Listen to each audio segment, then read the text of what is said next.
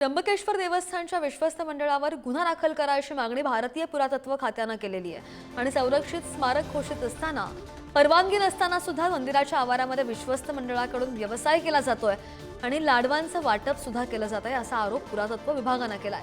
भारतीय पुरातत्व खात्याच्या नियमांचं पालन न केल्यास 1 लाख रुपयांचा दंड किंवा 2 वर्षांचा कारावास सुद्धा सहन करावा लागू शकतोय।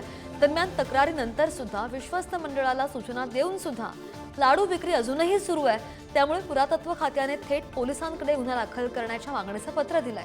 बातमी आहे त्र्यंबकेश्वरमध्ये। कालच असं समजलं की आर्किओलॉजी सर्व्हे ऑफ इंडिया या डिपार्टमेंटने कुठला तरी पत्रव्यवहार ही योजना बंद करावी अशा प्रकारचं काहीतरी पत्र काढलं तथाकथित असं आम्हाला समजतंय, परंतु ते पत्र आम्हाला अद्याप अधिकृतरित्या प्राप्त नाही। आम्ही काही बेकायदेशीर कृत्य करत नाही। इथे देवस्थान ट्रस्ट मार्फत भाविकांच्या सुविधेसाठी आर्किओलॉजीने देखील काम करावं, भाविकांच्या असुविधेसाठी नाही।